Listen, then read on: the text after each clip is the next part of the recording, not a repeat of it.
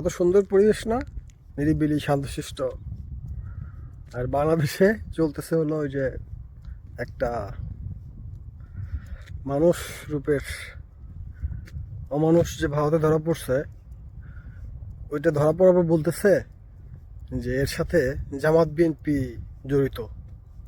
এখন মজার বিষয় হচ্ছে, ওর কথায় পরে আসি, মজার বিষয় হচ্ছে যে বলছে জামাত বিএনপি জড়িত থাকতে পারে, কিন্তু কিছু চান্দাবাজগুলা ভেরিফাইড পেজ থেকে বলতেছে আগেই বলছিলাম না এর সাথে জামাত জড়িত, সবাই মির্জা আব্বাসের নিয়ে দোষী করছে, মির্জা আব্বাসের দোষ বলছে, মির্জা আব্বাস এটা করছে। কিন্তু ওর যে বলছে জামাত বিএনপি জড়িত থাকতে পারে, বিএনপিটা ওরা উজ্জ্বল করে দিছে। বিএনপি বাদ দিয়ে এই চান্দা যারা আছে, চান্দা দল আর কি, এরা বলতেছে যে আপনার ওই জামাত জড়িত। এখন বিষয় হলো, মানে ওসমান হাদিকে যে হত্যা করছে যে দুইজন মিলে, এই দুইজন বলতেছে যে এর সাথে আমি জড়িত না।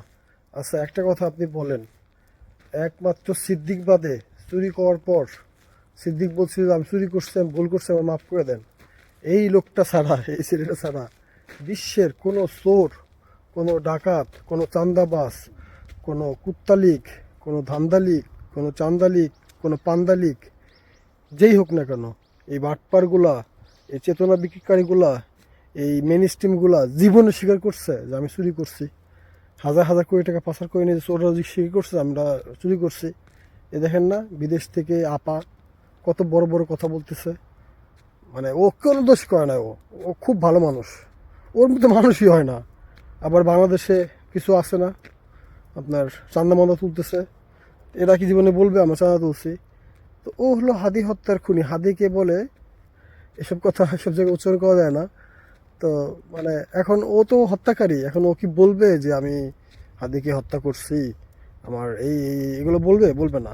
চোর চুরি করে যেহেতু বলে না, আর বড় বড় ডাকাতরা, বড় বড় দুর্নীতিবাজরা যখন স্বীকার করে না, তো ও তো ওর থেকে বড় পাপ করছে বা ওই ধরনের পাপ করছে, তো ও কি জীবনে স্বীকার করবে?